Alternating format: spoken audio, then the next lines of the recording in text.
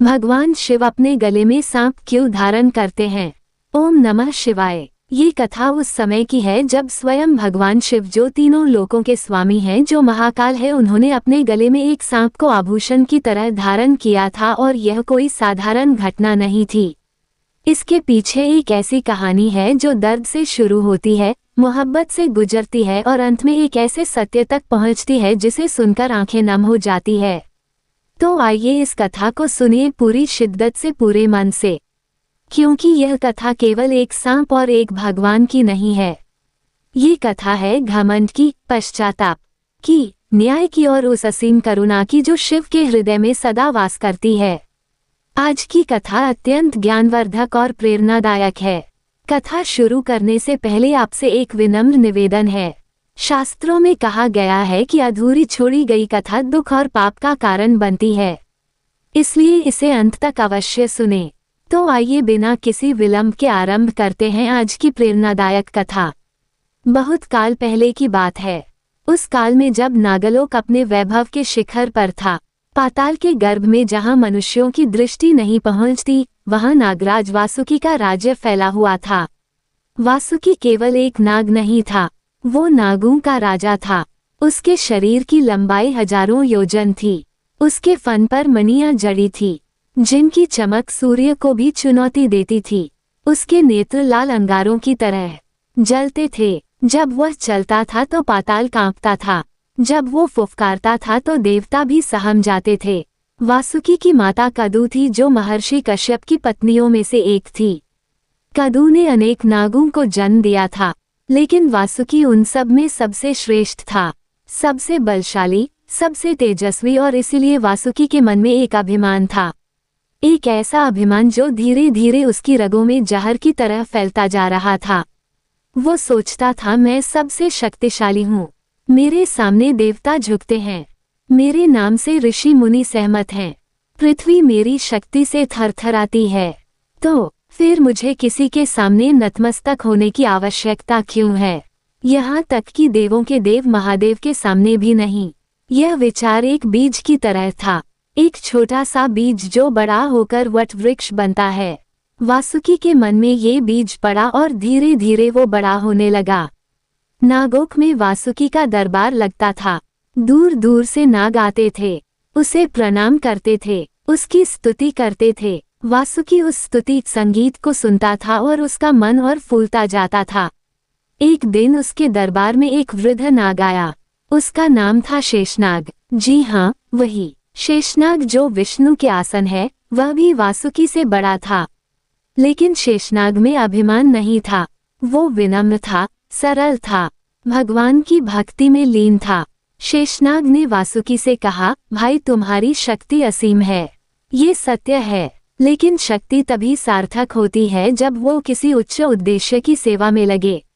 भगवान शिव की आराधना करो, उनकी शरण में जाओ, क्योंकि सच्ची शक्ति वही है जो ईश्वर के चरणों में समर्पित हो।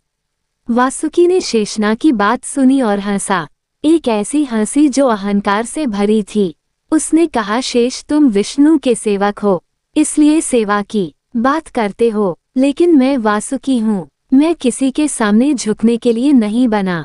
मेरे फन की मणियों की चमक में सारे देवताओं के तेज समाये हुए हैं, मुझे किसी की शरण लेने की आवश्यकता नहीं।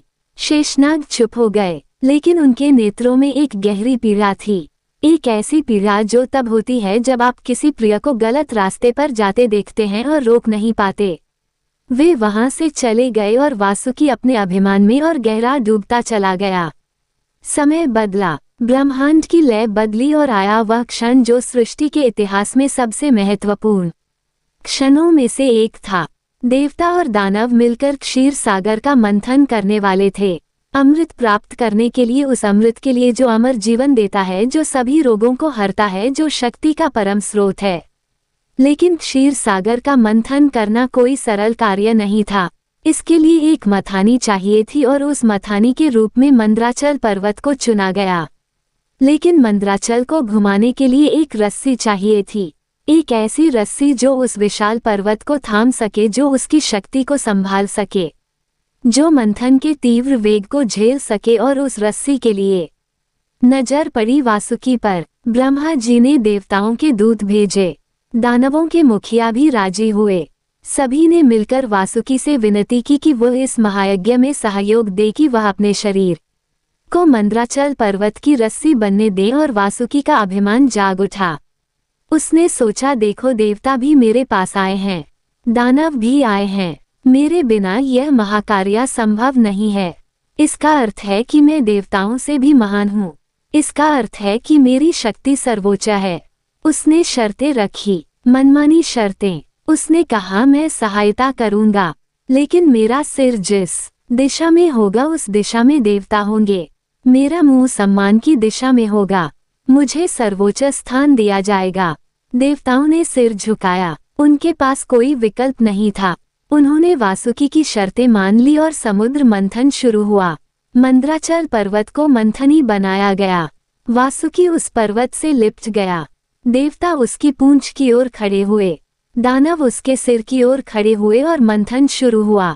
लेकिन वासुकी ने यह नहीं सोचा था कि जब वो रस्सी बनेगा तो मंथन की शक्ति उसे दो तरफ से खींचेगी। उसका शरीर उस असह खिंचाव को सहेगा। देवता और दानव मिलकर उसे खींचेंगे और वह पत्थर के पर्वत से रगड़ खाता रहेगा। पहले कुछ घड़ी तो वासुकी ने धैर्य रखा। उसने सोचा, ये तो कुछ नहीं है, मैं वासुकी हूँ, मैं सब सह सकता हूँ। लेकिन धीरे धीरे वेदना बढ़ने लगी। पर्वत का घर्षण उसकी त्वचा को जलाने लगा। देवताओं और दानवों का खींचाव उसकी हड्डियों को कचोटने लगा। उसके फन से विष टपकने लगा। उसकी आंखें लाल हो गई। लेकिन इस बार वेदना से और तब वासुकी के भीतर कुछ टूटा। मंथन जारी रहा। क्षीरसागर की गहराइयों से चीजें निकलने लगी। कामधेनु निकली, कल्पवृक्ष निकला, रंभा और अप्सराएं निकली। धन्वंतरी अमृत कलश लेकर निकले। लेकिन उससे पहले जो निकला वह था हलाहल, महाविष। वो विष जो सारी सृष्टि को एक क्षण में नष्ट कर सकता था। जब हलाहल क्षीर सागर से उठा तो उसकी गंध से ही देवता और दानव मूर्छित होने लगे। आकाश काला पड़ गया, पृथ्वी कांपने लगी, पशु पक्षी भागने लगे, ऋषि मुनि भयभीत हो उठे। सभी एक ही नाम लेकर पुकारने लगे, महादेव महादेव महादेव। और कैलाश पर भगवान शिव को अपने भक्तों की पुकार सुनाई दी। उन्होंने देखा कि सृष्टि किस संकट में है। उन्होंने देखा कि यदि यह विष न रोका गया तो देवता, मनुष्य, पशु, वृक्ष सब कुछ नष्ट हो जाएगा, पूरी सृष्टि राग हो जाएगी। शिव उठे। मां पार्वती ने उनका हाथ पकड़ा। उनकी आंखों में भय था। उन्होंने कहा, नाथ, ये हलाहल है, यह अमृत के समकक्ष है, लेकिन विनाश का इसे पीने वाला। शिव ने उनकी ओर देखा। उनके नेत्रों में वह शांति थी जो तूफान के केंद्र में होती है। उन्होंने कहा, देवी, मैं भोलेनाथ हूँ, मेरे भक्त पुकार रहे हैं, मेरी सृष्टि को संकट है तो मैं यहाँ कैसे बैठ सकता हूँ। और भगवान शिव क्षीरसागर के तट पर आए। उन्होंने हलाहल को अपने हाथों में उठाया। उसकी भयंकर ऊष्मा ने उनकी हथेलियां जला दी, लेकिन शिव के मुख पर एक भाव नहीं बदला। उन्होंने उसे अपने मुख के करीब लाया। देवता सहम गए। ब्रह्मा जी ने आंखें मूंद ली। विष्णु भगवान के भी नेत्र नम हो गए और शिव ने हलाहल पी लिया। उन्होंने उसे निगला नहीं, उसे कंठ में रोके रखा, क्योंकि यदि वो उनके उदर में जाता तो वहां ब्रह्मांड था और वह ब्रह्मांड नष्ट हो जाता। इसलिए उन्होंने उस विष को अपने गले में ही रोक लिया। उनका कंठ नीला पड़ गया, गहरा गहरा नीला, वो नीलापन जो रात के आकाश से भी गहरा था, और इसलिए शिव नीलकंठ कहलाए। लेकिन उस विष की जलन, वो जलन असीम थी। वो जलन जो हर क्षण बढ़ती जा रही थी, जो शिव के गले को अंदर से जला रही थी। और इस सब के बीच वासुकी था। वो अभी भी मंद्राचल से लिपटा हुआ था। उसका शरीर जल रहा था। उसकी वेदना असहनीय हो गई थी। लेकिन अब उसकी वेदना केवल शारीरिक नहीं थी। उसने देखा था भगवान शिव ने हलाहल पिया, पूरी सृष्टि को बचाने के लिए, बिना किसी स्वार्थ के, बिना किसी शर्त के, बिना किसी अपेक्षा के। और वासुकी ने अपने आप से पूछा, मैंने क्या किया? मैंने शर्तें रखी, मैंने अपने अभिमान को सबसे ऊंचा रखा और उन्होंने विष पिया। सबके लिए उस क्षण वासुकी के भीतर कुछ टूटा। वो अभिमान जो इतने वर्षों से उसके मन में पला था, वो एक ही पल में चकनाचूर हो गया।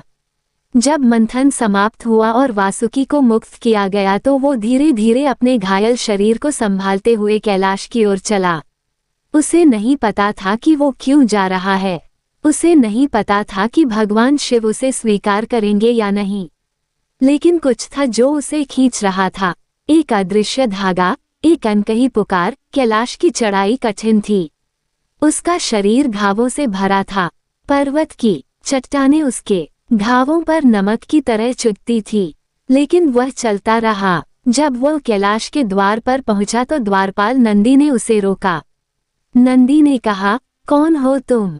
क्या है तुम्हारा प्रयोजन? वासुकी ने अपना सिर झुकाया। वो सिर जो कभी किसी के सामने नहीं झुका था, वो सिर जिस पर उसे इतना गर्व था।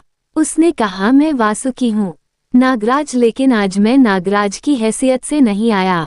आज मैं एक पापी की तरह आया हूँ, एक ऐसे प्राणी की तरह जिसने अपने अभिमान में अपना जीवन बर्बाद किया। मुझे महादेव के दर्शन चाहिए। अगर वे ना भी मिले तो उनके द्वार की धूल ही मेरे लिए काफी है। नंदी के नेत्रों में कुछ नर्म हुआ। वे भीतर गए और कुछ क्षणों बाद बाहर आए।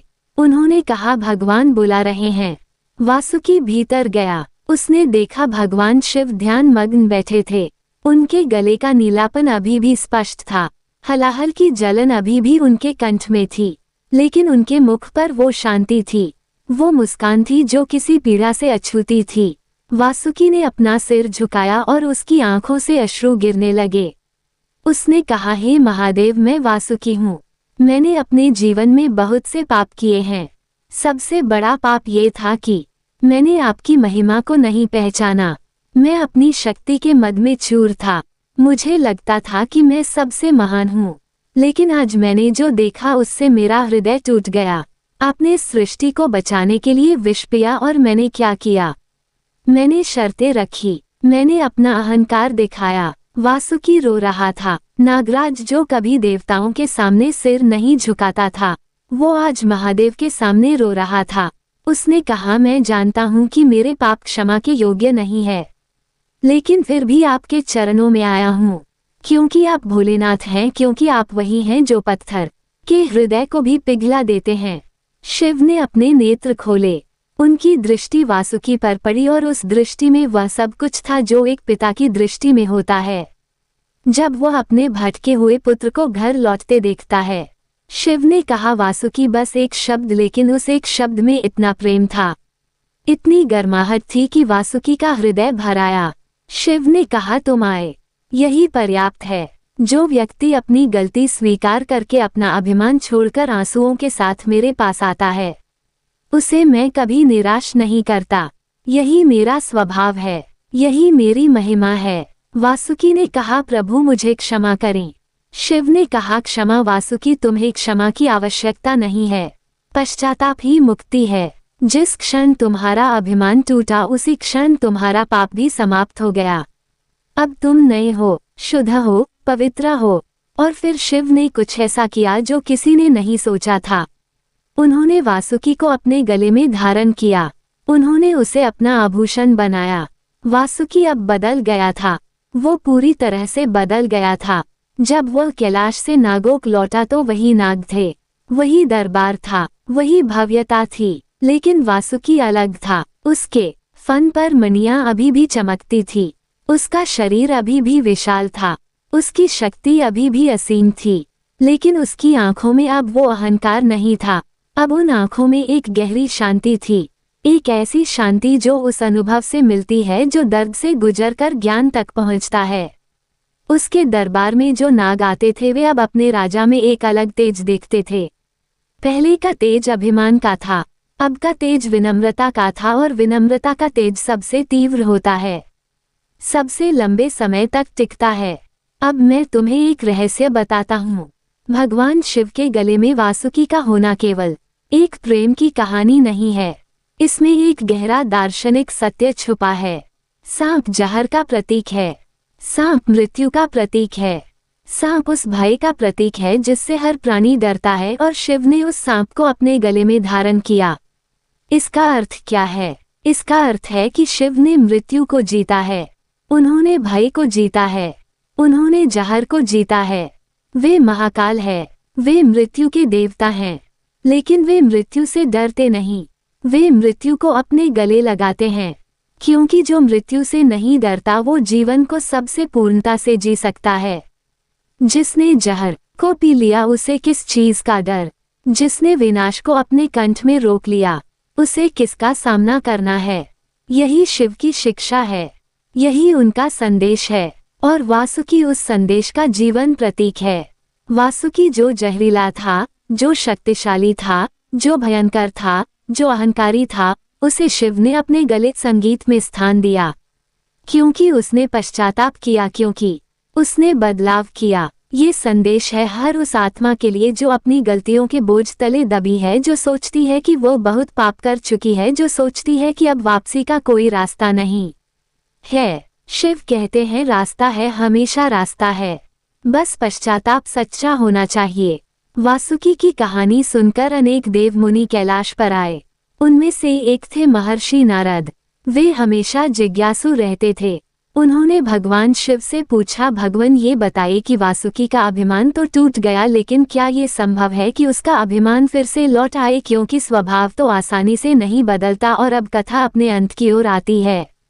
जब भी तुम शिव के चित्र में या मंदिर में उन्हें देखो, जब भी तुम उनके गले में वासुकी को देखो, तो याद करना ये कथा। याद करना कि वह नाग कभी अहंकारी था। याद करना कि उसने गलतियां की। याद करना कि वह टूटा और टूटकर उठा। और याद करना कि महादेव ने उसे अपने गले का आभूषण बनाया। और फिर खुद से पूछना, मेरे जीवन में क्या है जो मैं महादेव के चरणों में समर्पित करना चाहता हूँ? मेरा कौन सा अभिमान है जिसे मुझे छोड़ना है?